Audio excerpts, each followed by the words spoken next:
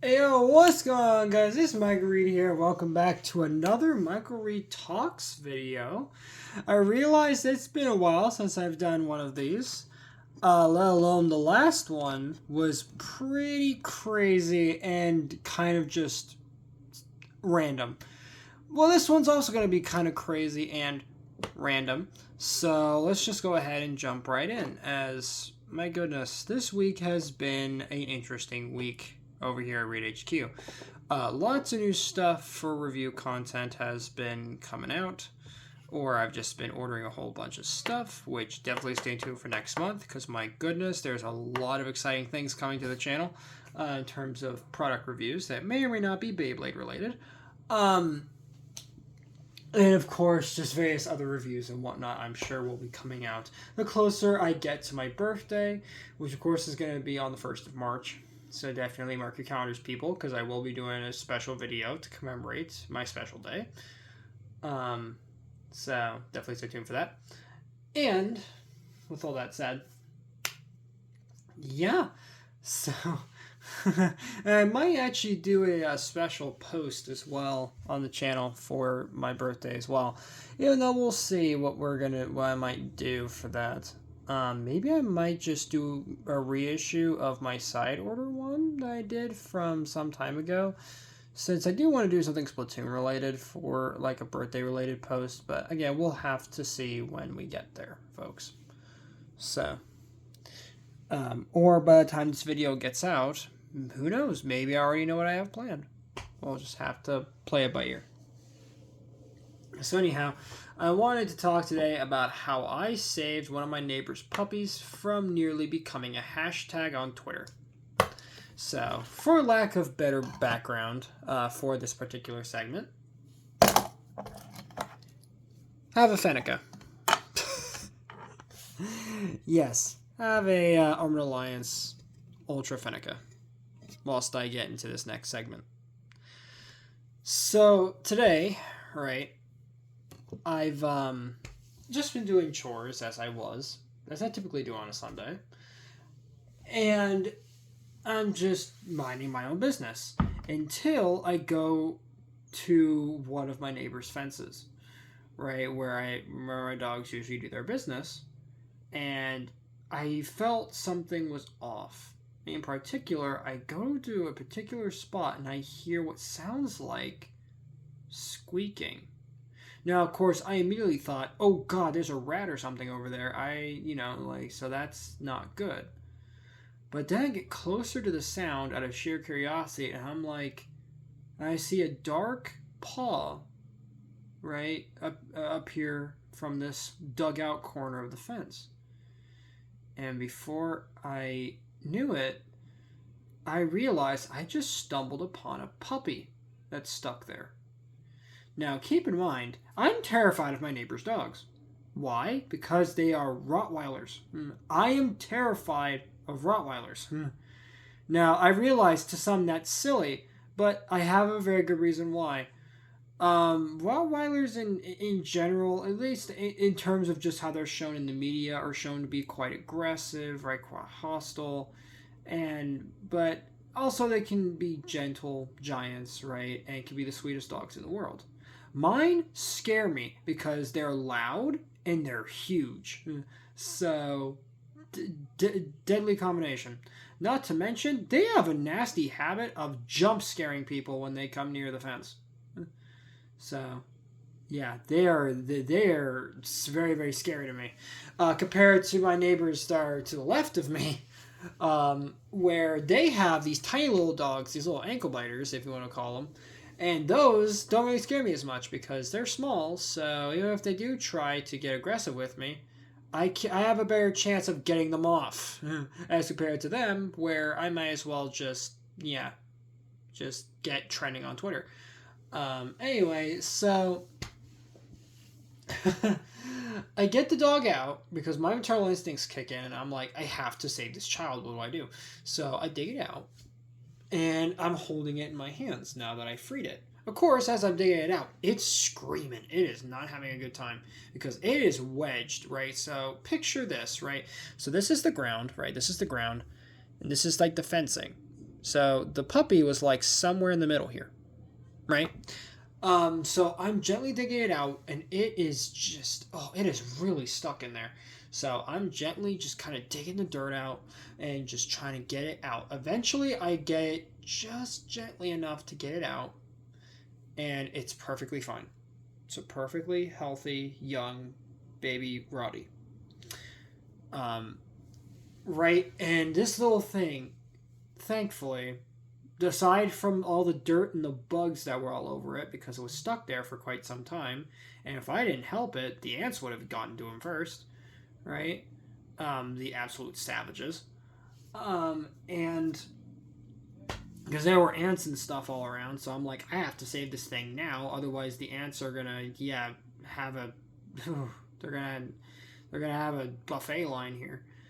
Um, I hold it in my hand. Now, of course, I didn't take a picture at the time because it just happened spur of the moment, right? And it was a magical feeling because keep in mind, the last dog I got was my white lab, Maximus, right? He was the last dog I ever got. And all of the dogs I've ever gotten were puppies. So my first dog ever, a silver lab, right, Spencer. He was a Christmas dog because I wanted a dog for Christmas that year.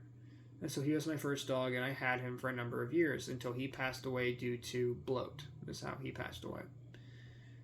Then I got, around the same time I got him, I got another dog, right? And they were a rescue. I can't remember what they were. I think they were a border collie mix. And I've had them for a number of years. Zoe was their name, female. And the two of them were very close to each other. They were like husband and wife, really. And unfortunately, again, she passed away last year due to natural causes. Then around the same time as well, of you know, and I believe this is actually around when during close to the final days for Spencer, right, and somewhat for the beginning of the end for Zoe, we got another dog, right, a third one, and that one was Sienna, our bulldog mix. She's a real character, that one. Again, we got her when she was just a wee little puppy, and we've kept her for a number of years, obviously, and she was rescued from a kill shelter. So, and clearly she is grateful every day that we saved her from becoming, well, a thing of the past. So there's that. So yeah, pretty nice. Lineage of dogs I've had over the years. So it's safe to say that it's almost like I was ready for this, right? For this moment. So I saved the dog, and I'm holding a little booger, and I felt like a god in that moment because I'm like, I just saved this child. Then the question then became, now what do I do with it? Because I saved it. It's okay. It's healthy, right? Like it still has its umbilical cord, still has all of its fur on its body, aside from again the bugs, and well, its mouth, like its tongue was like swollen. The poor thing, just it was not in a good state. So I gently pet it. I put it up to my face mask that I was wearing to give it warmth, right? Just letting my maternal instincts take control, right? And, I try to quiet the dog down to some degree because, again, it was not happy, evidently, because it didn't know what was happening. It couldn't see a thing. All it knew is that something was holding it, and it didn't like it. And there's one thing that I definitely didn't want to happen in that moment. I didn't want to draw any attention to myself. I didn't want the neighbors to get mad. I certainly didn't want to have mom and or dad come out and start making a fuss. So I'm like, okay, I need to quiet this little booger down. And so I do. And I'm holding it. I'm petting it, right? I'm doing everything that you should do with a dog, right? And then as I finish up my chores, just spend some more quality time with it. Just kind of sit down with it and just kind of just admire the beauty of this little puppy, right? This new life that I, freed from potentially becoming a hashtag, Because the last thing I want is for this little thing, to be stuck here for the rest of its days until it just gets tired and, passes away. So, again, I'm just petting it, I'm reassuring it that everything's going to be okay. And it was adorable, It squirmed, it was, it had this slow, breath to it. And it clearly was getting comfortable in my hand because, see, I had these nice, gloves on, right? These nice, almost like wool gloves, right? So it was nice and at home in my hands. And I took a little look at it just to see, how good of condition is it in. It had these tiny little ears, right? Almost these leathery looking ears. These tiny little eyes that you couldn't even see because, again, they weren't open yet. This tiny little button nose, It was just a precious little thing. And a part of me was like, I just kind of want to keep him forever. Because, he's food for the soul, man. He's a precious little being. I didn't even give him a name or anything. Well, now I have. I call him Junior because that's really what he is, Junior. And so I really just held on to him there for a little bit. Eventually, would bring it up to my parents, and of course, my parents were ecstatic, because they're like, "My gosh, you saved a puppy. Where did you find it?" Right? We gotta get it to the parents, right? Let them know that we found their dog, and that the other. And of course, the neighbors were ecstatic because, of course, they're clearly a dog parent, just like us. And of course, they look at me and they're like, "Wow, you are an amazing person. You saved our dog," and this, that, the other. And of course, as a way to sort of repay us, they're like, "Hey, if you want to keep this dog in the future, you absolutely can. Well, once it's, in a bit of a healthier state. And it isn't, teetering on the brink of life and death type deal." So we're like, "Oh yeah, we're definitely keeping this booger in the future. If we can actually remember which one of the dogs is Junior, right? At that point." But anyhow, and what's even crazier is the fact that this same neighbor even suggested to us that in the future, maybe once we're more monetarily stable at Reed HQ, we could potentially be puppy fosters here at Reed HQ, which would be a really cool thing. Because, I've done a lot of things in my lifetime. I never thought puppy foster was going to be one of those things. But then again, you just kind of fall into these things, right? Life is full of just crazy things. And I never thought I would ever be put in a position that I would have to save the baby of another species. And, well, I did. I saved a puppy, and I feel really good about myself. I saved him. And I'm hoping at some point, maybe I can make a video showing off Junior and how wonderful he is. Or whatever name we're going to give him by the time we get him from them. Sign for the paperwork and, gain custody of him.